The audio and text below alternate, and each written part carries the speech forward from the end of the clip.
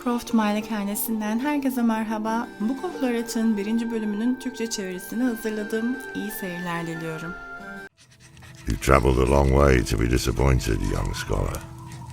Life has taught me well that evil is inevitable and can never be truly destroyed.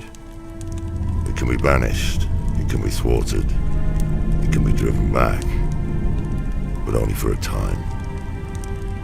Men are weak, evil is seductive, and those who would do nothing in the face of malevolence are cowards. You seek a weapon against the darkness rising in Sanctuary. The only thing I can arm you with is knowledge. So when evil finds a foothold and flourishes once again, at least I can say it was not due to ignorance. For untold eons, an eternal conflict has raged between the demonic hordes of the burning hells and the angelic host of the high heavens.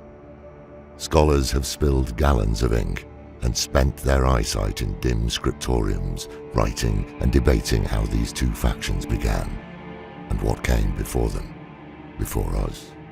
It is said the first being, Anu, was the sum of all things, good and evil, light and dark, physical and mystical, joy and sadness, the one. Anu wished to be free from the malignance of evil, and so separated and expelled the darkness within. But what is cast off does not simply disappear, and that darkness found its shape in the seven-headed dragon, Tathamet, the prime evil, who fought ceaselessly with Anu to their mutual destruction.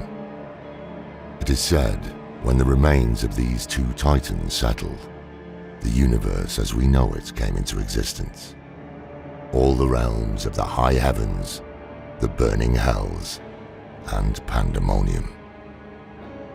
Tathamet's blackened husk gave birth to the burning hells, and each of the seven heads transformed into the seven great evils, each with dominion over their own realm. The three most dominant of these inherited the title of prime evil, feeding off one another to maintain dominion and rule over the legions of the burning hells. There was Mephisto, lord of hatred, intelligent and cunning, father of Lucian and Lilith, the mother of Sanctuary. Baal, lord of destruction, corrupter of the world stone. And Diablo, lord of terror. As Deckard Cain once wrote, for as long as man fears the dark, Diablo will remain the most insidious and, I would argue, the most powerful of all the evils.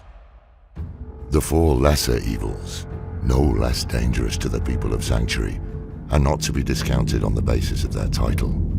Underestimating their capabilities and intentions is a sure path to our destruction. Belial, lord of lies, uses poisonous untruths to create an ever darker, fractious world. Juriel, lord of pain, revels in the cacophonous screams of those in physical agony. Even demons are no stranger to his torment. Andariel, the maiden of anguish, is the counterpart of Juriel. Whereas he delights in bodily torment, Andariel derives pleasure from anguish of the mind and soul. Azmodan, the lord of sin, a clever manipulator and master of temptation, loves vice in all its forms, but revels most in the failures of others. Demonic hordes spawned from the vile cavities of the burning hells, a host of ravenous, furious monstrosities that reflected the poisonous elements of their progenitor.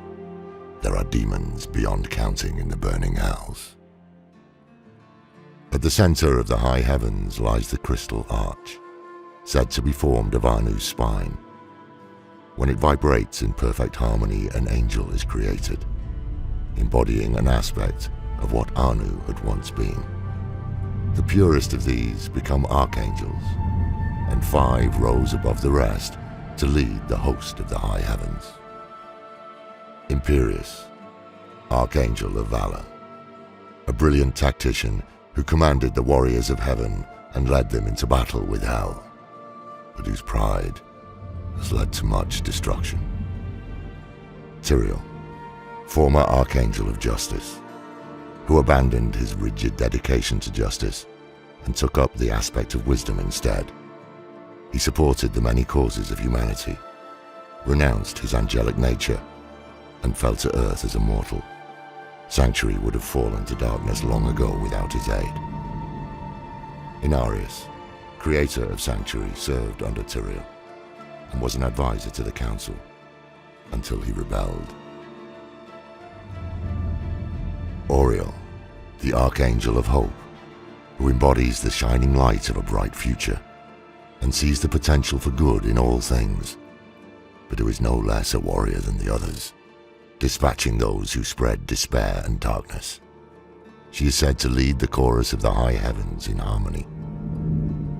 Ethereal, the Archangel of Fate, who comprehends the tangled web of fate and time, though the future of humanity remains obscure to him, unseeable because we are not of the natural order of creation.